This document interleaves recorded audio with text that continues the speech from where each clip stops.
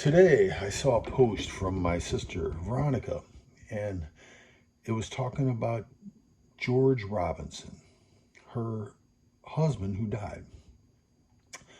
She said, I can't believe it's been 7 years. And it just blows me away.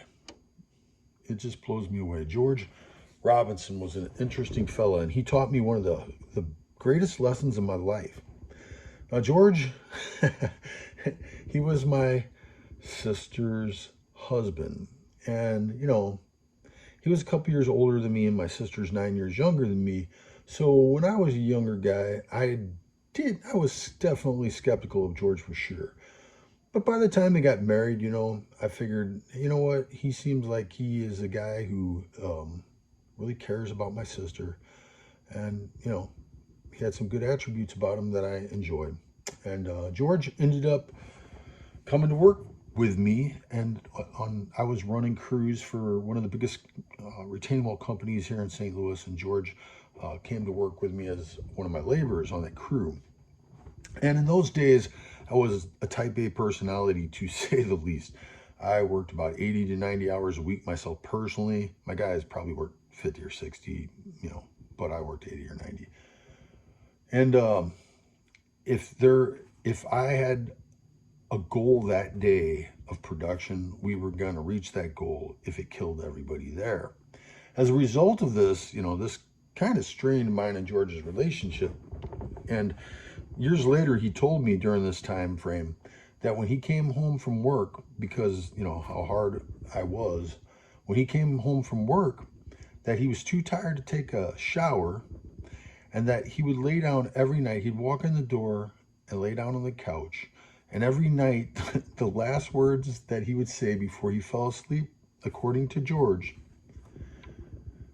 is, I hate Sean. This guy went a large section of his life every night before he went to sleep. The last words he would say is, I hate Sean. And he actually told me this. This is who George is. George was a guy who would not mind telling you what he thought about things. And man, he had a laugh that just killed me. And he made me laugh so many times in my life. But here's the lesson that George taught me. So George suffered from a horrible disease, a Huntington's disease. And I cannot even imagine what that was like. I honestly cannot even imagine what that was like. To know that you have a disease that someday is going to take away who you are.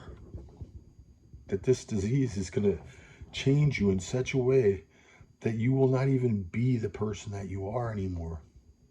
And you have no say in the matter.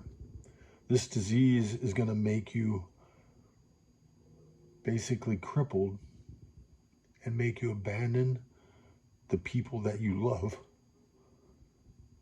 the most in your life.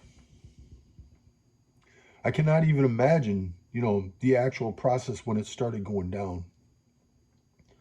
But the thinking about that, his entire adult life, George Robinson had to realize that there was a very, very high probability at some point that this disease was going to rob him of who he was and force him to abandon his role as a husband and as a dad.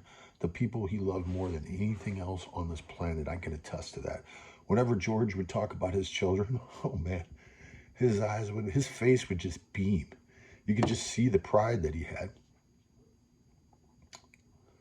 Well, here's the lesson that George taught me. The Huntington's disease had forced George to retire. He wasn't able to work anymore. He was disabled. And years had gone by with this, and his older son, they were all at my house. My sister and George and the kids were at my house. And George's son was there. And I really realized that, Cody probably had never seen his dad like anything other. He probably didn't even remember his dad as being anything much other than the condition he was in at the time. And I wanted to show Cody who his dad was before this disease hurt him so badly and changed him. And so I went to my room and I pulled out some old photo albums, and I said, "Hey George, remember this job and remember that job?" I had all these albums, and George was with me on all. I mean, there was years when George and I worked together, and we did a lot of awesome things together. He was a great worker, at least till about 2:30 when he started getting a little crabby. But he was a great worker, man. I love that guy, and so I started showing him all these pictures of all these jobs, and I made sure Cody was over there so he could see his dad. I was like, man, and George was looking at all these pictures in this album, and we were just having a good time, and I thought it was cool that Cody was getting to see this side of his dad. And George started crying. He just started crying. And he said, I would give anything to be able to do that again. He said, it was hard, but we could always take pride in everything we did because we never compromised. George said, I would give anything to be able to do that again. This guy who used to say, I hate Sean every night before he went to bed, now was saying that was one of the greatest accomplishments of his life. So the lesson George taught me was, don't take work for granted. Don't take the opportunities that you have in front of you.